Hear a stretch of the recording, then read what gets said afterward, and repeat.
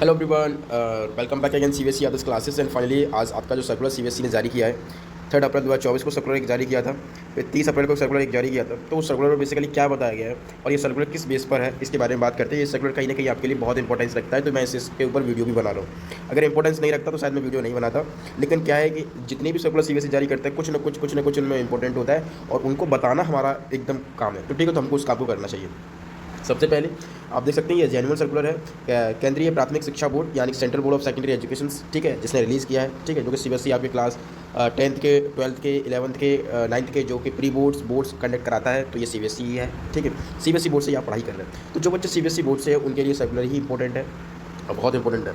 ठीक है, बेसिकली ये सर्कुलर पर अगर आगे जाएंगे तो इसमें अभी आपको तो कुछ इंपॉर्टेंट नहीं दिखेगा, कुछ भी ज़्यादा इंपॉर्टेंट नहीं दिखेगा, लेकिन सर्कुलर के थोड़ा अंदर जाते हैं और फिर बात करते हैं। हाँ, ये सेकंड पेज सर्कुलर का खुला है, जिसमें आप देख सकते हैं केंद्रीय प्राथमिक शिक्षा board central board of secondary education the changing of class 9th और 12th ईयरली बोर्ड एग्जामिनेशन 24-25।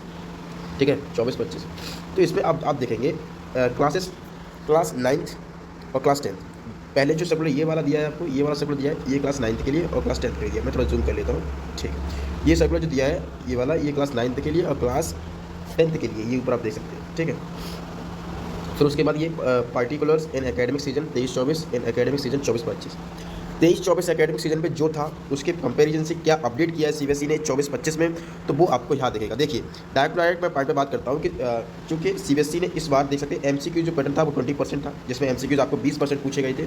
इसमें भी 20% ही आपको पूछे जाएंगे। ठीक है, लेकिन question based in integral question any other type 50% था, 50% है। ठीक है, 30% था, 30% है, यानी क्लास 10th का कहीं ना कहीं जाके सेम है। ठीक है, सेम है सब कुछ। अब थोड़ा ऊपर इसको करते हैं। ठीक है, अब क्लास 11th और 12th के लिए आ जाते हैं। ठीक है, 11th और 12th के लिए आ जाते हैं। तो एकेडमिक सीजन 23-24 में क्या था कि 40% आपके कॉम्पिटेंसी बेस्ड क्वेश्चन थे। अब यहाँ पर आपके 10% ऐड कर दिए गए, तो यानी 50% हो गए। चेंजेस आप देख सकते हैं। ठीक है, कहीं ना कहीं पेपर आपका हार्ड बनेगा, तो 10% कॉम्पिटेंसी बेस्ड क्वेश्चन सीबीएसई ने इसमें ऐड कर दिए।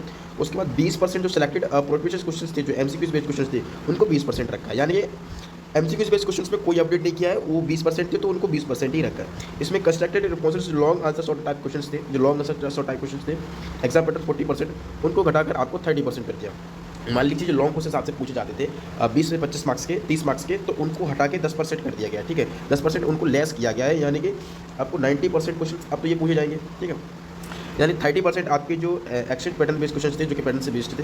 ठीक है, शॉर्टर से टाइप क्वेश्चन, लॉन्गर से टाइप क्वेश्चन, वो 30% पूछे जाएंगे और 20% आपके एमसीक्यूज पूछे जाएंगे और 50% आपके कॉम्पिटेंसी बेस्ड क्वेश्चन पूछे जाएंगे। तो कहीं ना कहीं कॉम्पिटेंसी बेस्ड यही क्वेश्चन हमारे लिए बहुत बड़ा पहाड़ खड़ा करते हैं। उन्हीं क्वेश्चन को पढ़ने में, उन्हीं क्वेश्चन को सॉल्व करने में कहीं ना कहीं हम लोगों को प्रॉब्लम्स आती है। तो हम उस क्वेश्चन को कर तो रहे हैं, लेकिन उस हिसाब से क्वेश्चन को नहीं कर पाएंगे। तो कहीं ना कहीं जो पेपर है, पेपर का लेवल की बात करूँ तो पेपर लेवल का आपका पेपर हार्ड बनेगा। ठीक है, तो आपको उसी तरीके से अपनी प्रिपरेशंस भी रखनी है और उस हिसाब से आपको पढ़ाई भी करनी है, क्योंकि पेपर कहीं ना कहीं आपका सीबीएसई हार्ड बनाएगा। ठीक है, फिजिक्स का पेपर तो पिछले 3-4 साल से तो लगातार हार्ड ही बनता आ रहा है। तो फिजिक्स के पेपर को थोड़ा सा आप देखेंगे, कॉन्सेप्ट्स को डीपली पढ़ें। अभी भी आपके पास टाइम है, अभी भी सिलेबस को आप अच्छी तरीके से कवर कर सकते हैं। एक पैटर्न बना के चलिए, एक टाइम टेबल बना के चलिए, उसके हिसाब से अपनी पढ़ाई करिए। ठीक है, कहीं पर भी आपको कोई प्रॉब्लम होती है आप हमें कमेंट बॉक्स में पूछ सकते हैं, हम आपको प्रॉब्लम सॉल्व करने की पूरी कोशिश करेंगे। ठीक है, लास्ट इसमें सर्कुलर देखेंगे, तो लास्ट सर्कुलर जो आपका है, एक मिनट रुक जाओ। हाँ, ये देखिए, ये जो भी सर्कुलर्स है ये जनरल सर्कुलर्स है। बेसिकली आपको मैं अगर पढ़ के बताऊँ तो कहीं ना कहीं आपको थोड़ा सा वो होगा।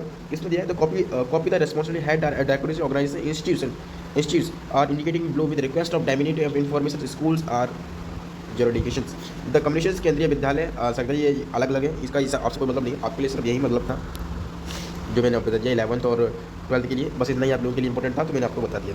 अगर सर्कुलर आपको पसंद आया हो तो वीडियो को लाइक, चैनल को सब्सक्राइब कर लीजिए। ठीक है, और वीडियो को शेयर कर दीजिए।